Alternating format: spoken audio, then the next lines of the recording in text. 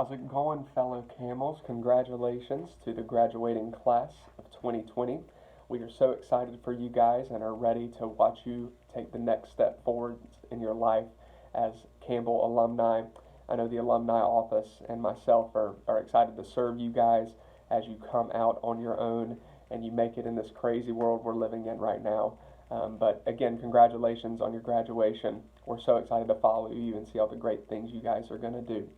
So the reason that you are watching this video today is the alumni office reached out to me over the past couple weeks and asked me to film a video for you guys describing some things you need to be thinking about going into your careers from a financial planning standpoint.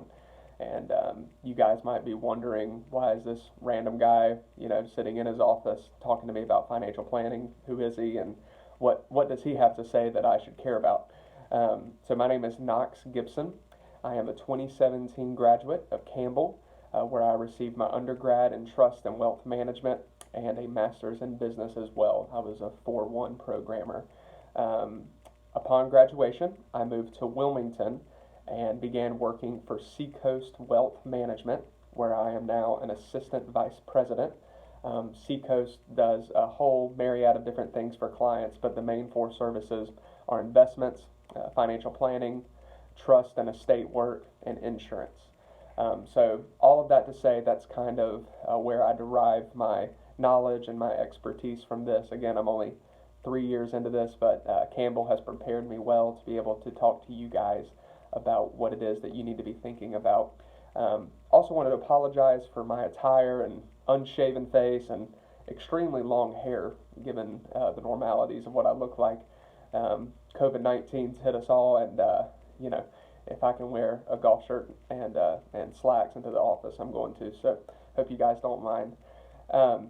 So again, what I'm here to talk to you guys about is financial planning, and specifically, I want to get into a process you guys can think about and can look up, and there's plenty of literature on it, and you guys might have even heard of it once I kind of discuss what it is.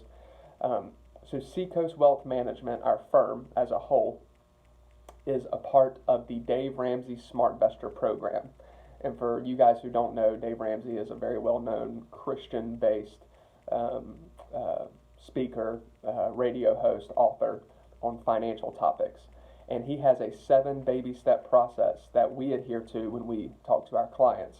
We're one of 3 in southeastern North Carolina, 3 groups that if you went online and typed in Dave Ramsey endorsed financial advisor, we'd be one of the 3 that popped up, and you'd get a phone call from me, and hopefully I'd convince you to work with me just because you know me through Campbell now. But anyway, because of that affiliation, we do adhere to his 7 baby step process.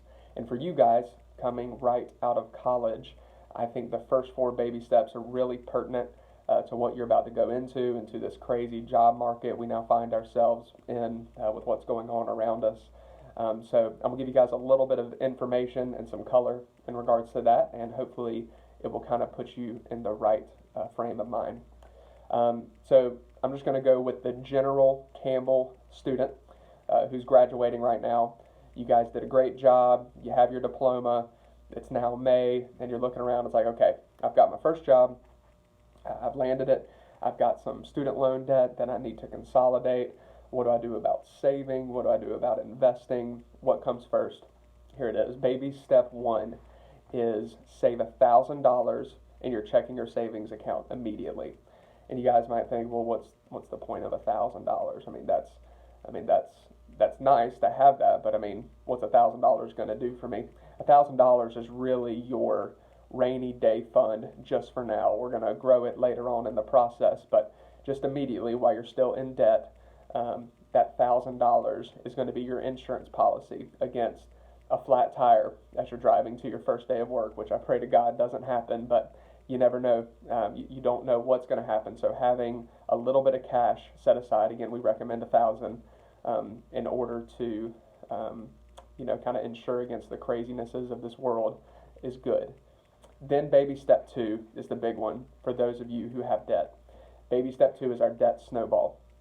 And let's assume you guys have 3 types of debt.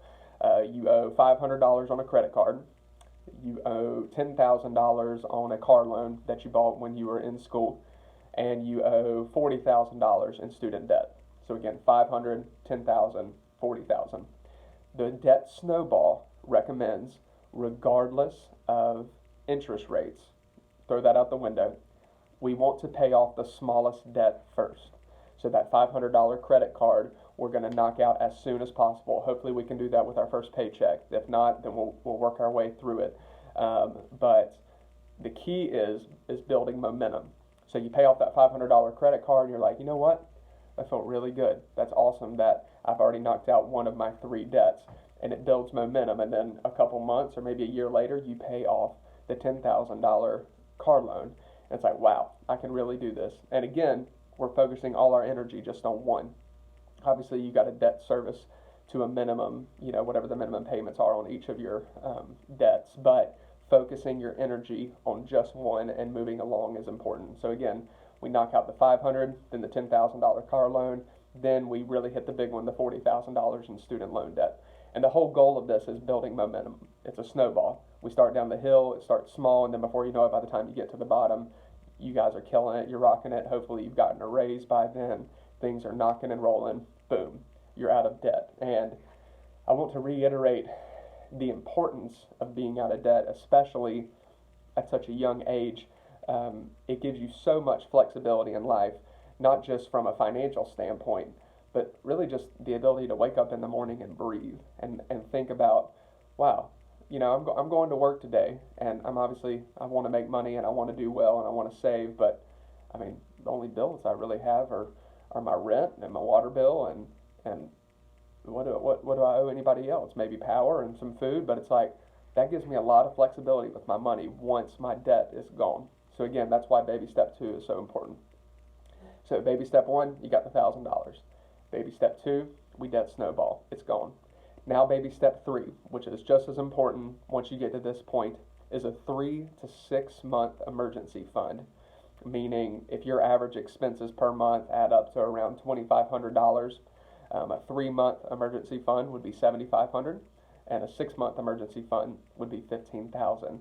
And again, that's just sitting in a savings account at your bank. It's nothing that you're investing in, no CDs. We want it liquid. That way, if something happens tomorrow, you can get your hands on it immediately. There used to be a pretty strong debate between the 3 and 6 month, which one's better. My job's solid. I really don't think I'm going to lose my job.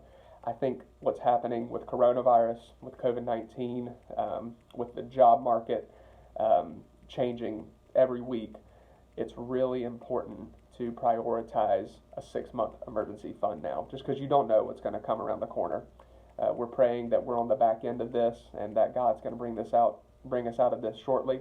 And when He does, there's going to be something else down the road. So it's important to have enough saved and put away so that you can lean on it when you need it. So baby step 3, 3 to 6 month, I recommend the 6-month emergency fund. And then the final baby step we're going to talk about is baby step 4. And this is generally where our firm comes in. We do help people with debt consolidation, but typically we can just kind of have a conversation with them like this and talk about, okay, you need to debt snowball, and from there they kind of rock and roll. Then once they're done with that, it comes to investing and how we recommend you invest. I know one of my fellow alumni are going to talk to you about benefit packages, but I did want to touch on that briefly. It's very, very important that you recognize with wherever you work what your benefit package is as it pertains to your retirement. For example, let's say you make $40,000 a year and your employer says, I will put 3% or I will match 3% of your income into your 401k up to whatever it is you contribute. So on $40,000, if you contribute $1,200 to your 401k in a year, he'll also match the $1,200. He or she will also match the $1,200. So think about it. Your income automatically goes from $40,000 to $41,200 because your employer is giving you free money. So leaving that on the table once you finish baby steps 1, 2, and 3 is extremely unwise. It's the main way that people in their 50s and 60s now are able to retire so early. Pension plans are almost obsolete these days. There are other defined benefit plans that really aren't an option for us as young people coming into the workforce. So this is our golden goose. This is our ticket to retirement. So again, once you get past the 3 baby steps, the 4th one, if you don't at least contribute the minimum to get that free match, you're leaving money on the table, and it's unwise. But so let's say that you do already recognize that and you want to contribute. We recommend contributing up to 15% of your gross income into your retirement account. So again, we'll assume that 40,000 number. 10% would be 4,000, 15 would be 6. So we believe that you should be contributing $6,000 a year in baby step 4 to your retirement account. You're getting $1,200 match from your employer. So now you're squirreling away $7,200 a year. And it doesn't sound like much, but $7,200 a year invested in good diversified mutual funds, compounded over many, many decades, is a substantial amount of money.